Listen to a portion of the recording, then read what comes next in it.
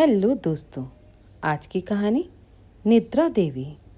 तुम यहाँ सोने आई हो या घूमने? जब भी देखो फुर्सत मिलते ही कहीं भी सिर टिकाकर सो जाती है। बाहर का नज़ारा तो देखो, फिर कहोगी मैंने कुछ देखा ही नहीं। अंकुर ने झुंझलाते हुए अपनी पत्नी राखी को कहा। नहीं कहूँगी कुछ भी, और वैसे भी मैं तो आने को तैयार ही नहीं थी। आप लोग ज़बरदस्ती ले आए मुझे। मैं तो घर पर रहकर आराम करना चाहती थी, पर आप सभी समझने को तैयार ही नहीं थे। राखी का गुस्सा भी आज फट पड़ा, बहुत दिनों बाद। अब यहाँ भी शुरू हो गए दोनों। चुप हो जाओ। अंकुर, तुम्हें पता है कि बहू को फुर्सत मिलते ही नींद आ जाती है, तो क्यों उसे उठा उठा कर दिखा रहे हो? वैसे भी वो सोने के लिए ही आई है हमारे साथ। सोनिया जी गुस्से में कहा।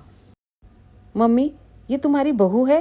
ये चलती फिरती निद्रा रानी, जब भी देखो सोती रहती है। कभी भी उनके चेहरे पर ना खुशी देखी, ना ही चमक। बस आते जाते उबासियां लेती रहती है। इससे अच्छा तो भाभी को घर पर छोड़कर आते, तो कम से कम हमारा तो मूड खराब नहीं होता। राखी की ननद नेहा ने मुंह बिचकाते हुए कहा। दीदी, वही तो मैं भी चाहती हूँ कि कब मेरी ये छोटी सी ख्वाहिश पूरी हो और कब मैं चैन की नींद सो पाऊँ। आप लोग कहते हैं कि मैं सारा दिन उबासियां लेती रहती हूँ और मेरे चेहरे पर खुशी और चमक नहीं है, परंतु यह सब क्यों है, वो जानने की कोशिश किसी ने की?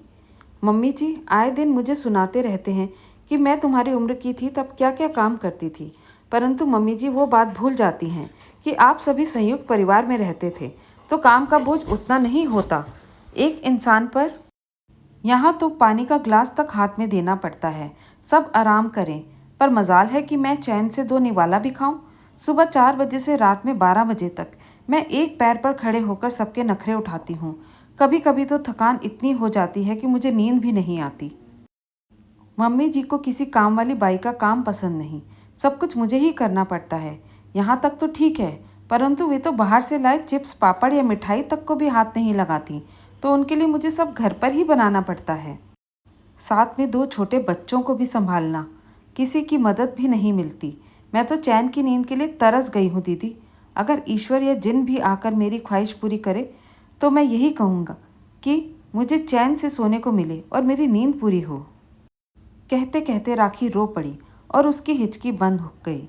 नेहा और सोनिया जी ने नज़रें ख्वाहिश झुका ली और अंकुर ने गाड़ी को साइड में रोका।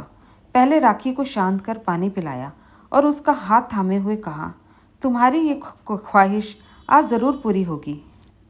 आज रात तुम जल्दी सो जाओगी, कल सुबह जल्दी नहीं उठोगी और बच्चों को रात में मैं देखूंगा। अब से तुम्हें यूँ नींद के लिए तरसना नहीं पड़ेगा। राखी ने आंसू को पोंछा और अंकुर के हाथों को चूम लिया।